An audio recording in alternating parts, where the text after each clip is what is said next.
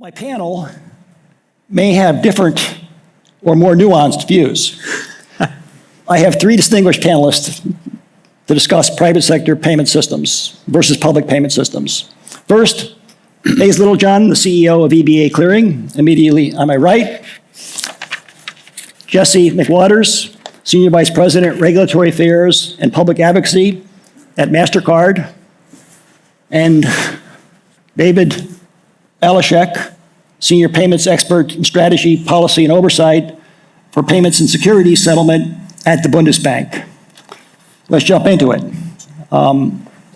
Hayes, in Europe and the US, the ECB and Fed, respectively, regulate the financial system and operate interbank payment systems competing with private sector payment networks with which they compete. For example, ECB's TIPS competes directly with EBA Clearing's RT1 real-time payment system.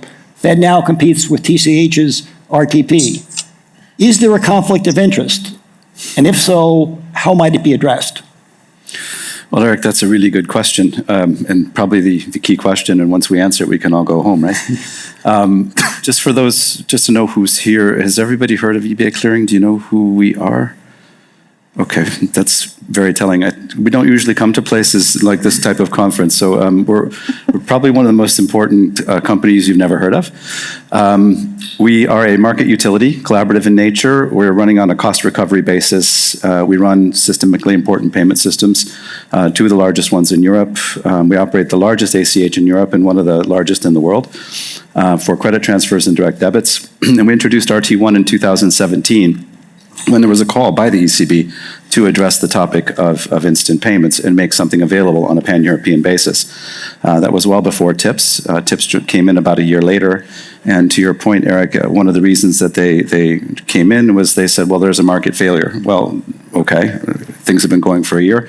It wasn't mandatory to do instant payments, so I think they have a rather loose definition of market failure. The other things that we work on, just on top of those, is we've just launched something for fraud risk control in the network, which helps PSPs manage fraud by using a network view. And we've introduced something called request to pay in order to pull transactions through the network and to allow commercial transactions in future.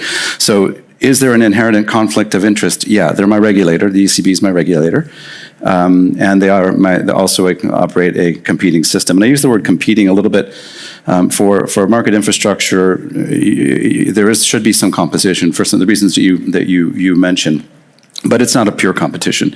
It's not something that you want to invest a million times in and just let them all fight it out. You need a certain amount of resilience in the ecosystem and needed a baseline which everybody else can build on, so it needs to be quite stable. However, that said, you have to wonder sometimes how strong the Chinese walls are inside some of these institutions. When I'm talking to my regulator and they ask me certain questions, sometimes we have to say, well, is that really relevant for what we're talking about for overseeing the systems, or is that more about market intel? So they do have this role that is playing a little bit both sides. On the other side, I would say that there is a valid reason for them for the ECB to be in the market. Having two is certainly better than one in terms of resilience. And I think there is an argument to be made that the two can drive each other on a little bit. Now, that said, there's different ways of recovering cost within the public sector, which is not available to the private sector. We are limited by the laws of gravity and capital constraint, and the public sector is not always, although they might claim to be. And on the other hand, I think there is the reason that they should be in is that it does make sure that there is that push and pull. So as long as things are transparent, things are operating on a price recovery, full cost basis, and there is an effective dialogue about, and the market kind of keeps everybody honest, I think they can coexist, and that's probably the best way to do it in my view.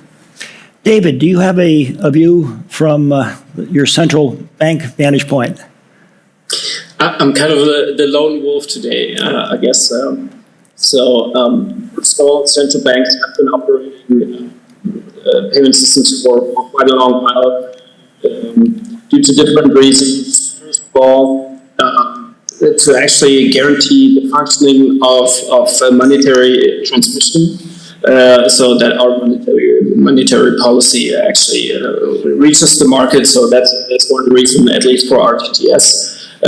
One could make the point that this is not the case for chips or other faster payment systems, and but there the point that Hayes made comes in, where we talk about resilience, providing a backup infrastructure, or as in the history of the Bundesbank, and Hayes knows the history, that we have provided a market neutral alternative for quite a long while as the Bundesbank with our retail payment system.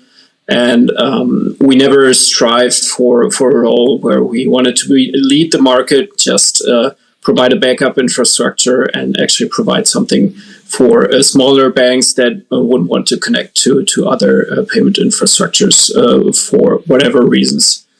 Hayes made a very good point. We always try to avoid the word competition because we don't see each other as competitors. Because I think it's not the role of the public sector to drive out private innovation. And I think you made a couple of good points during your presentation. But of course, we as central banks have to guarantee the functioning of the payment sector. And is there a conflict of interest? Well, of course, there is always a conflict of interest. We have 3 roles as central banks. First of all, as a policymaker, which is actually my main job. Then we're, of course, operators of payment systems, and then we're overseers of payment systems, which actually leads to the kind of strange situation where we oversee ourselves. So, of course, we have to implement Chinese walls, and in my experience, these are actually fairly well established, and we still have peer review. One could talk about whether that peer review could be actually extended, that it's not just within the Eurosystem, but to other countries as well. But that's an oversight discussion that I don't want to get into at this moment. Understood.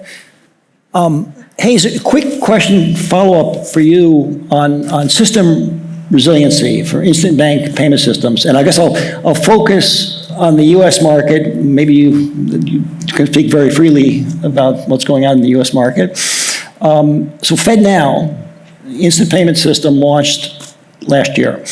The market, the clearinghouse's instant payment system, RTP, launched in 2017. Visa's instant credit system, Visa Direct, launched in 2014. Mastercard's Mastercard Send in 2015. Bank's Zelle system launched in 2017. There are several other instant payment players. The Fed real-time or instant payment system has less network reach and therefore relevancy than some of the existing systems in the market. There's no interoperability today between FedNow and the clearinghouse's system or the other systems. Would it be a reasonable position for the Fed to force interoperability between FedNow and a private sector system like RTP? I think they had that choice when they built it and chose not to. They could have aligned on both standards and some of the network issues to make that happen, but they didn't. In Europe, we have a slightly different situation, which I think maybe helps. We didn't have to go to a new standard. Everything is already based on ISO 20022, thanks to some regulation in 2014. And so the interoperability was actually, I would say, not a huge problem, but one of the things that TIPS wanted to try to solve, because as you know, or you may know, in Europe, there's still a number of local ACHs in some countries, and for instant payments, they were struggling with interoperability, so TIPS made some changes for that to happen. That's not very well used. And I think the volumes that were expected from that change never really happened. And so I think maybe the problem isn't that one. It actually is one of reach, and then it's product. And I think it has to come in that order. Until there is enough reach with instant payments, so that any bank account can be reached on a reliable basis, it's very hard to deliver a lot of products. So then it's just a routing decision. And I think when instant payments were launched in Europe, that's pretty much what it was. And there were some PSPs that said, okay, this is faster, it's better. I get a response in 20 seconds, in worst case, more like 2 or 3. I can make a routing decision on that, sell an upgrade to my payment, and also then make some money on it. That didn't really jive with the public policy in Europe. The public policy wants to see things more broadly, more taking over the credit transfers with instant, for at least for a substantial portion, and that's really to enable point of sale in e-commerce transactions on an account-to-account basis. And Europe has maybe other dynamics in that a lot of countries in Europe are not as well card happy as you might find in other parts of the world. So there is an account-to-account solution probably ready. And in some countries like the Netherlands, you see that there's a preference not to use cards unless you're going on a vacation somewhere. So I think the Fed should do that. And I think it might borrow a page from the European situation if they were looking for a good way to do it. Interesting. David, in terms of payment innovation, across a range of payment sectors, I would suggest that the private sector has been more innovative, has led in innovation, more innovative than the public sector. Are there instances, however, where the public sector has taken a lead in innovation, has been more innovative than the private sector? Are there areas where central bankers are better suited to take the lead in payments innovation? Well, we're very innovative when it comes to regulation, I think, but I think it's not the job of the public sector to be innovative, because I think we have to be responsible with the funds that we're actually given by the public, or as central banks we actually make ourselves. But I think it's I fully agree with you there that the private sector is way more suited to actually see the needs of the market than us as regulators are. Of course, there are cases where we were innovative when it came to RTGS systems. I think the undertaking with T2 and the consolidation project, I think that's sectors where it's maybe not innovation that is seen by the broad public, but it's actually, I think, quite a step forward for us as central banks. But when you look at other stuff that we as public sector do, is it really innovation? Is CBDC really an innovation? You pointed out actually the innovation that was made by the public sector, and basically what CBDC is putting parts of that innovation together and building something new with it, and slapping the label CBDC on it because we have a monopoly on central bank money. So for us, I think the job for us as a public sector is not to be more innovative than the private sector. I think that's a battle that we're going to lose, but rather is to be an enabler for innovation of the private sector, to build, if there's not a market player that can build something like it. And we've seen actually the demand for a settlement and secure central bank money, because of course we can't go insolvent, can't go bankrupt as central banks. So our central bank money as a settlement asset is very sought after. And on that basis, we can build something that the private sector in turn can base its innovations off. But I think it would be not very much according to the principles of the EU, which is basically a social market economy, to try to beat the private sector in innovation. Central banks have de facto unlimited resources, and this is like I'll open this question up to everybody. Is it reasonable for them to play and to compete? And does the central bank competing deter private sector entrants and would-be innovators?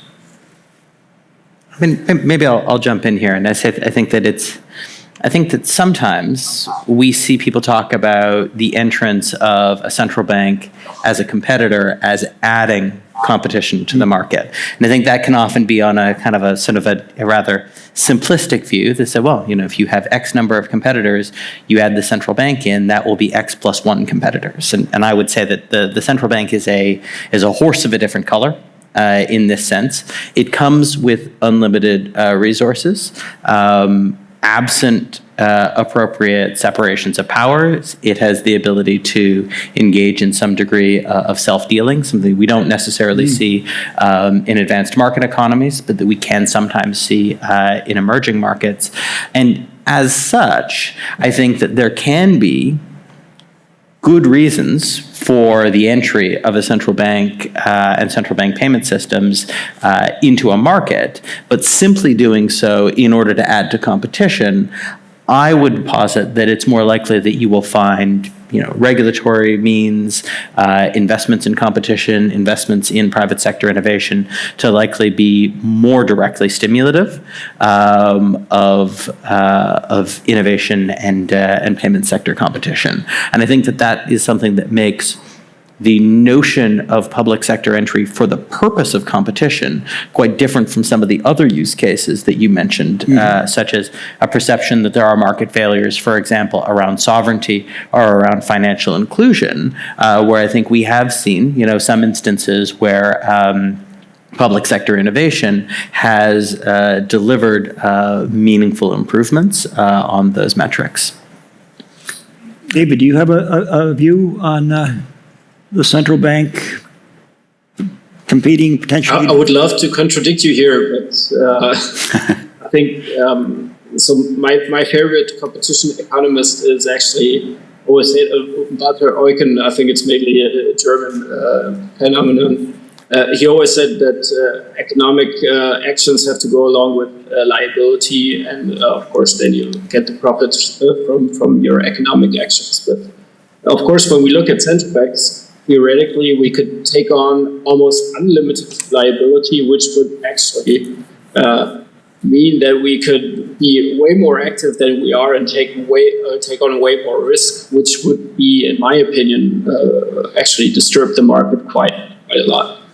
And of course, in our daily actions, we always have to see, do we crowd out private competitors? And I'm not going to lie, sometimes our actions do crowd out private innovation. But then there's the second question: is that crowding out justified by some other goals? For example, as I said, monetary policy transmission, sovereignty, interoperability, as Hayes pointed out. So that's something we always have to look out for. But in my personal opinion, that may not be the opinion of the Eurosystem. But my personal opinion, we should always err on the side of caution when it comes to crowding out, and maybe dial back a little bit in our action, especially when we look at the front end of payments, rather than be very active in that regard. Is cash a natural public utility? Or might there be benefits both in physical and digital cash networks competing? I think that's an old debate that central banks had or have to confront almost since their inception. I think we had competing cash networks for quite a while. I think the US had competing private cash as well in the 19th century, I think. But of course, it's always a matter of incentives. When we have private actors printing their own cash, they could print out of their own debt. So it's always good to kind of divide between people that incur the debt and people that give out the cash. So in the case of most developed economies, we have independent central banks that are independent from the state that incurs the debt. So that's been a trial to actually separate those two and deal with the incentives. So I'm a little bit more on the side of Friedman than I'm on the side of Hayek at that moment. Right. So I think it's a very good argument to be made that cash is a monopoly, and that the public utility is maybe not the cash itself, but the stable currency with a clear agreed upon value. If I may, if you think of the cash as a liability on the central bank that can be freely traded, I think that is in the realm of a central bank, 100%. That's their liability to manage. That doesn't mean that gives the central bank in all cases the right to manage the transaction itself. So yes to the money, not necessarily to the exchange. And I think the world is really not, there are use cases for cash, and there are use cases for cash in small retail amounts for settlement of obligations, and there are uses of cash in the digital wholesale area, so Target or Euro 1 in our case, for exchanging large value transactions and settling obligations. That said, the majority of commercial transactions in the world are settled across private networks in commercial bank money. Yeah. Well, commercial bank money is what we transact in, by and large. That's what most people accept in honor of a debt. Yeah. Yeah. Turning to cross-border payments, other than maybe King Dollar, private sector payment networks really dominate cross-border payments. You know, SWIFT, Visa, Mastercard. The national instant bank payment systems are starting to interconnect, perhaps in Southeast Asia has been at the forefront. You've interconnected on a pilot basis, at least, with TCH. What's the role of the private sector in stitching together networks of instant cross-border payments? I think we both have something to say here. Maybe you want to start? Yeah, I mean, I think what I'll say is that I think everyone understands that the cross-border payments systems that we have today, particularly around funds transfer, leave something to be desired. The G20 cross-border payment roadmap outlines a vision of a future that is faster, cheaper, more transparent, and more accessible. And I think there is more or less universal agreement that that is a direction that we want to head in. At the same time, I think that there is a tendency to, if I'm blunt, under-recognize the complexity of delivering that. I think, frankly, if you look at some of the stablecoin narratives around how stablecoins can fix cross-border payments, they fundamentally boil down to a story that says, well, if everyone opened up a euro account at Deutsche Bank in the world, then you'd be able to move money relatively simply. Like, yeah, if we all used the same infrastructure and the same store of value, it'd be simple. That's not really a realistic path forward. Okay, well, the shiny object right now in the dialogue around cross-border payments is interlinking. I think interlinking is absolutely an excellent area for us to be focusing on. It is absolutely an area of public-private partnership. It's also something that is absolutely incredibly difficult. At Mastercard, we run or provide the software for 14 real-time payment systems in different jurisdictions around the world. I cannot tell you how much we would love to, flip a switch and have money seamlessly flow between those systems. But unfortunately, it's significantly more complex than that. And I think we see that in ASEAN right now, where there is a really important piece of work underway, Project Nexus, looking to combine or interlink the RTP systems of 5 banks there. But what we see is that there are a lot of impediments to that. Harmonization of regulatory and supervisory frameworks, difficult. Aligning on political questions, such as where should this system be domiciled? And then, to the core of your question, and to the core of the topic of this panel, how do we separate the role of the public and the role of the private sector there? There is, at least at the moment, it would seem, an acknowledgement that the private sector is best suited to deliver the innovation necessary to build the system, whereas the rules, the franchise, the scheme, should be set and operated by the public sector. But what we see when we dig a little bit deeper into those discussions is that the incentives for that private sector participation, at least as they're currently structured, are limited and challenging. The commercial model is, to be frank, not particularly appealing in order to induce certainly active investment, and limitations on the ability to take and redeploy aspects of the technology built for the system, the IP rights effectively associated with it, simultaneously create a lack of incentive. And so I think it comes back to a story of commercial model. There can absolutely be public-private collaboration around efforts like interlinking, but in order for the private sector to allocate scarce capital and to meet the expectations of its shareholders, there needs to be a commercial model to incent both initial and sustained investment in the operation of the system. Now, Mastercard runs some domestic instant payment networks. You license instant payment technology to both private sector and central bank instant bank systems. And then over the Mastercard network itself, you provide for instant credit transfer of value. The Mastercard role is to do whatever, depending on the, is it kind of an opportunistic, how do you see? So I think fundamentally we see ourselves as a multi-rail payment company, and that means that we look at where we have the opportunity to deliver value. We provide a global credit and debit card network, which sort of make it easy for me visiting from New York to pay my hotel bill here at the Intercontinental using a payment credential that was issued in another country from a bank that the hotel here doesn't need to know or recognize. We think that creates value. We provide, as you say, RTP infrastructure, as well as value-added services on top of that infrastructure.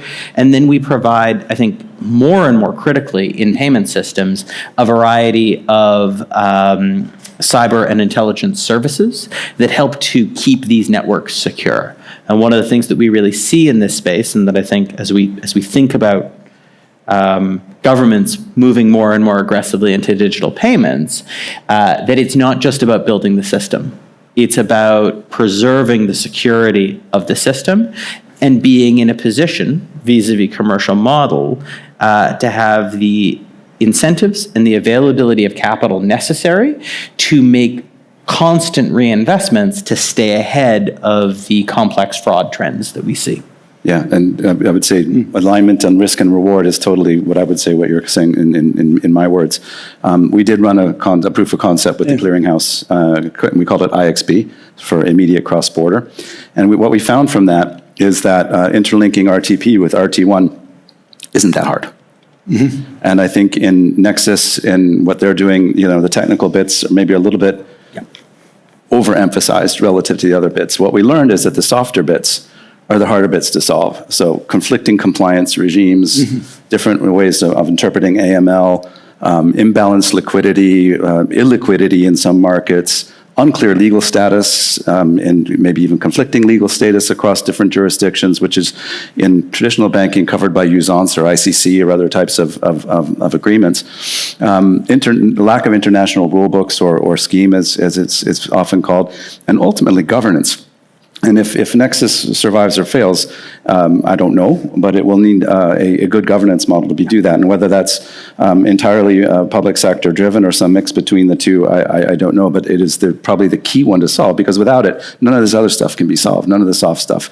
And then there has to be some sort of broad-based agreement across the G20 and others that what they're trying to do is worth changing the way they do it. And that is the part that is really not clear in all of this BIS work, and possibly even a bit of a Sisyphean task.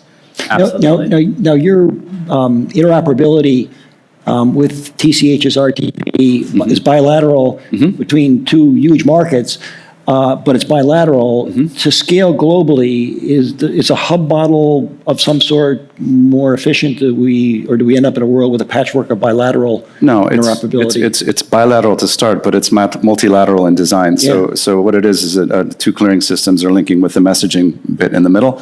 The messaging bit in the middle just does messaging and status management. It doesn't do any payment system stuff. So it's two interlinked payment systems with messaging in between.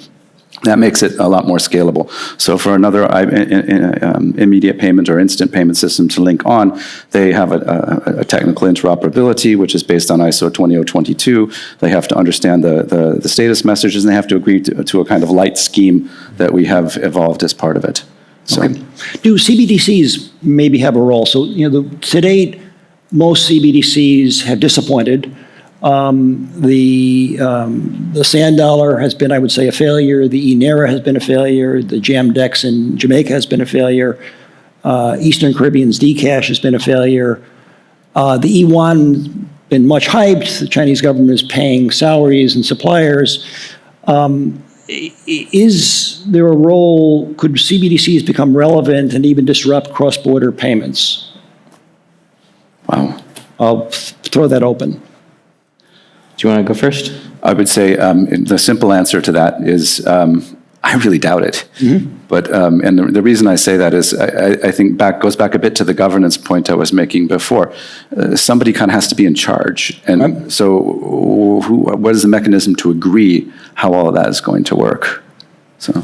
Yeah, I would say a few things here. Firstly, I would say that I don't think that CBDC has any real impact on the inherent complexity of navigating cross-border payments. So all of the things that Hayes talked about in terms of the challenges of establishing interoperability and interlinking between jurisdictions, all of those problems are the same whether the underlying store of value being moved is commercial bank money or central bank money. I think more broadly, what I see in the CBDC dialogue is a bit of a problematic conflation of what is new. You'll often see CBDC sort of, put under a banner of the future of money, the future of payments, sort of, there's a notion of it being sort of fundamentally new. And I think that it is important in these dialogues to separate the role of a CBDC as a store of value and the role of a CBDC as a new government-operated payment network.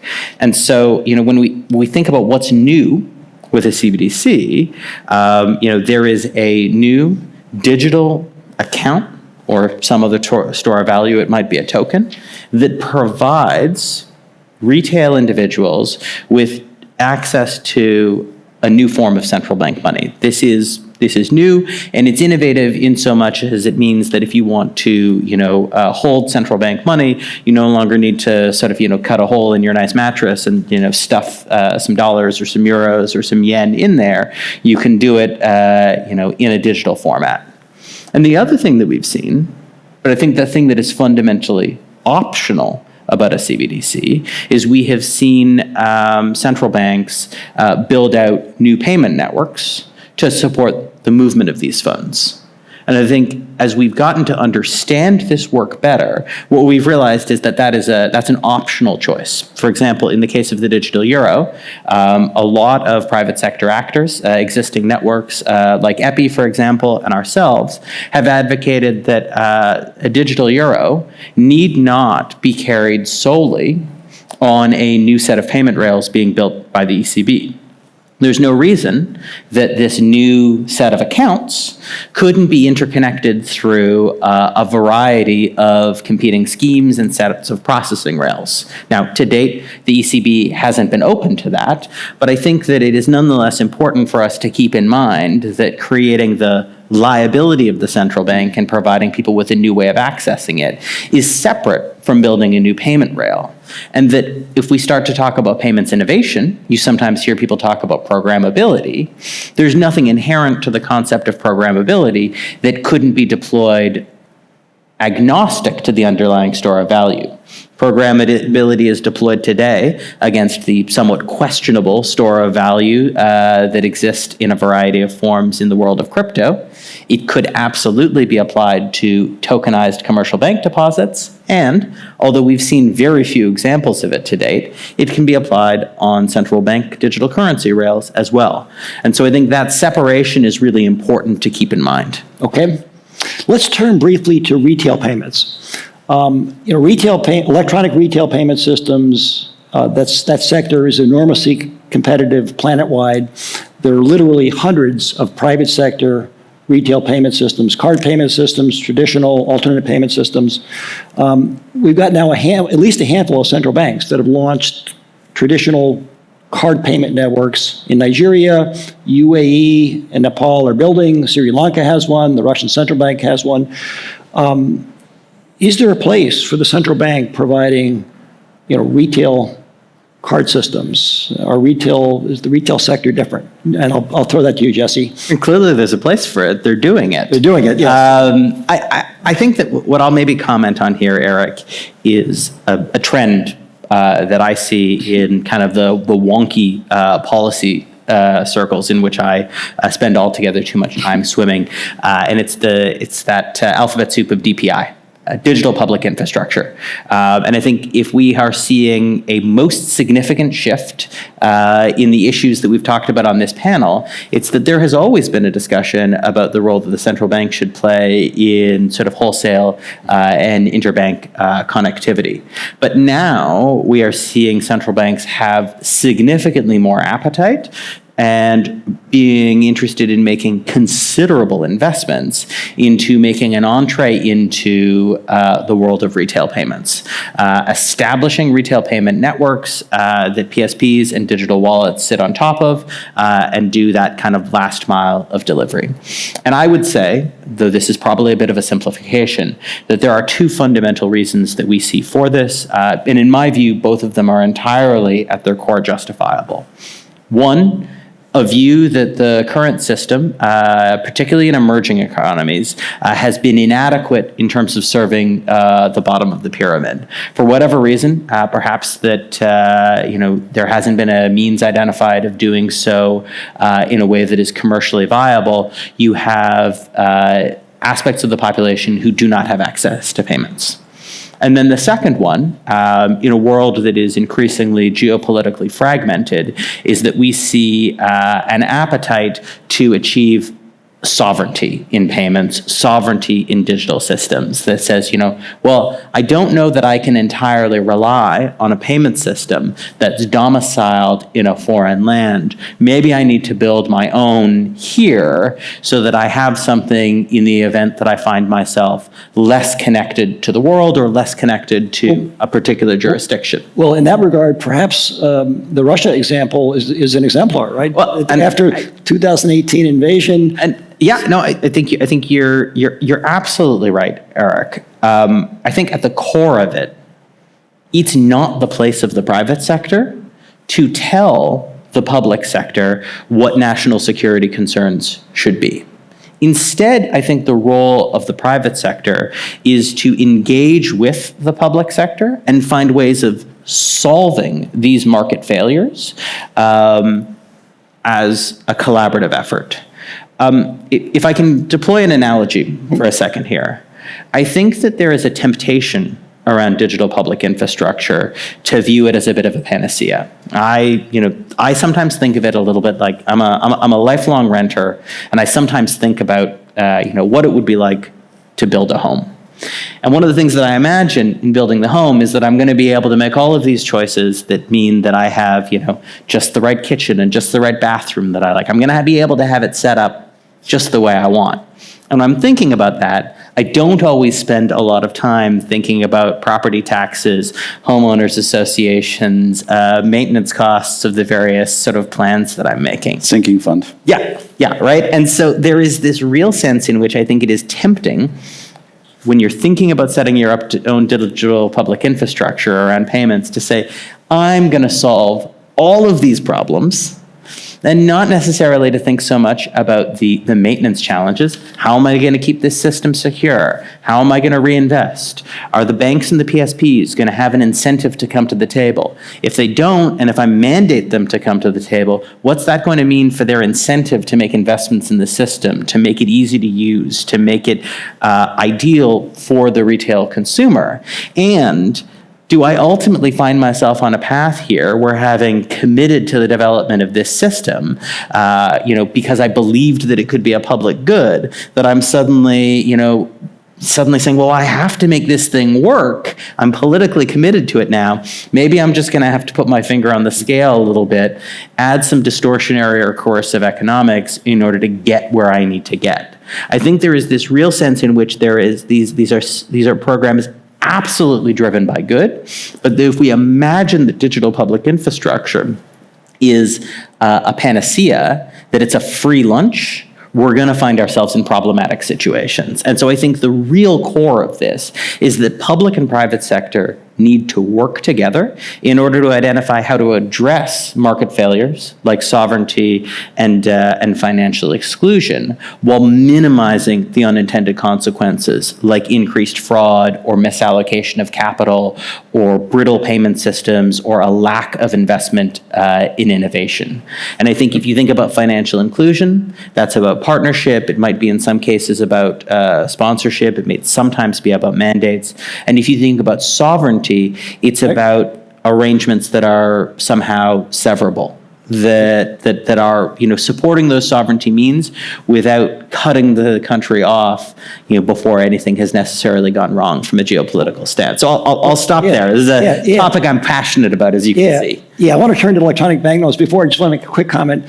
I think, at least in the U.S. market, the private sector electronic payment systems have been relentless in bringing people into the financial system, and the financial services and banking that was once upon provided by the post office didn't work.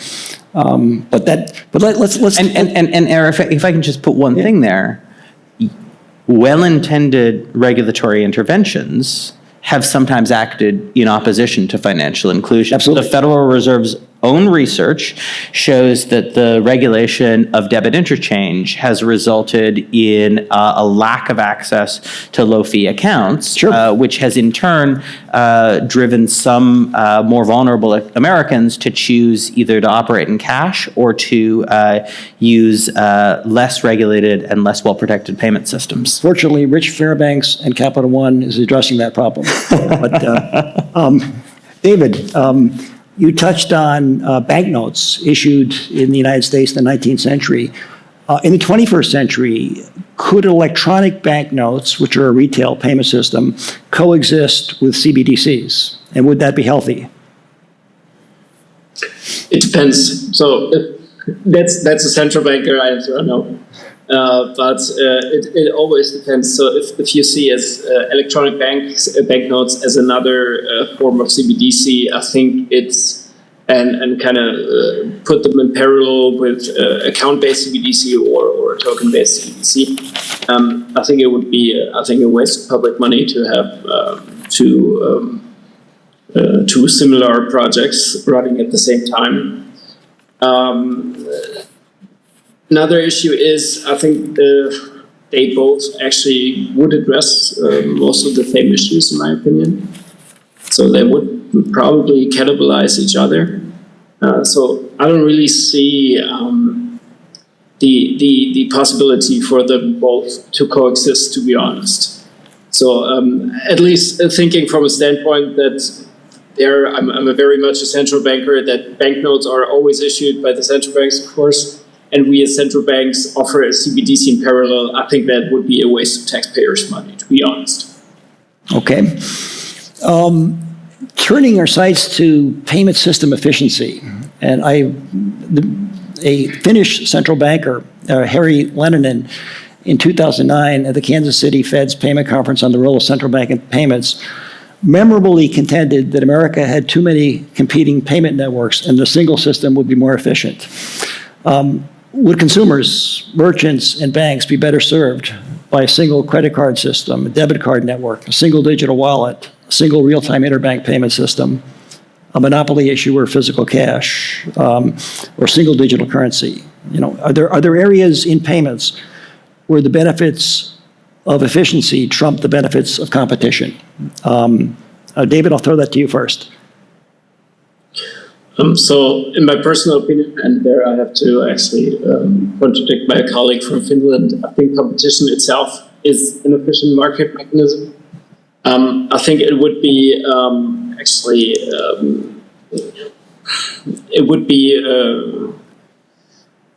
I think not very smart of central banks to assume they know it all, that or they can actually determine what is an efficient market outcome. I think that's not a very good position to be in as a central bank. And as I said before, I think private actors tend to be more innovative, and the public sector tends to be a little slower. So how do we know as a public sector that the outcome, if that single system were to be provided by the public sector, and how would we know that this system is the most efficient, that this system doesn't crowd out more efficient private innovation? So here again, I would rather err on the side of caution, allow for more competition, allow for the private sector, which is, in my opinion, way more agile and way more customer-oriented than we as a public sector are, usually, to actually find out a little bit more. I think that's see competition as kind of a process of discovery of the most efficient market solution, rather than to assume that we have found the panacea to all the problems in the payment system. So I would say no. In my opinion, it would not be the most efficient market mechanism to have just one single provider of payment infrastructures in the market. Okay. Let me turn on one of the most public and arguably successful central bank payment systems in Brazil, the PIX system. So in Brazil, the PIX system is lauded as a great success. The central bank is the supreme financial regulator. In June 2020, roughly 6 months before it launched PIX, it suspended Facebook's WhatsApp Pay, which was a digital wallet supporting P2P payments and retail payments. The central bank also mandated that payment service providers support PIX, which overcame the classic network critical mass problem. How do you get there? You can get there if you mandate participation. The central bank defended its suspending of WhatsApp Pay by saying if it didn't examine it, it might damage the Brazilian payment system in areas of competition, efficiency, and data privacy. It was kind of a convenient and self-serving justification. They cleared the field of a competitor. The system has been enormously successful. It now is the largest electronic payment system in Brazil. It's greater, has more transactions per month than all the debit and credit card transactions in Brazil. We don't know what would have happened in the absence of WhatsApp Pay. Given that a system like this was going to happen, in your ideal world, and I would turn this to you, David, I would turn this to you, Jesse, how would you try and separate firewall, the central bank's regulatory and supervisory functions from their payment systems? David, I'll give you the first pass at that. So I think with Spider-Man, I think with great power comes great responsibility. So I think it's the way we've seen in India, where they kind of, I think, sourced out the operations. I think that's when we have a kind of a institutional division between operators and payment systems. I draw the concerns that Hayes voiced earlier in the panel, that the Chinese wall may not be as impregnable as it seems. So I think that would be a good way from a governance perspective to actually address some of the concerns. Another issue, I think Hayes said that as well, is to always act transparent. If you're in the market, and always actually justify your actions in the market. And I think that would help to raise acceptance. And me personally, I would always shy away from prohibiting competitors to enter the market, just to ensure the success of your own solution. I think that's not really what market economy is about. So for me, it's always allow the competition or even collaborate with private solutions, and then have kind of the institutional border between your role as a regulator and overseeing as an operator.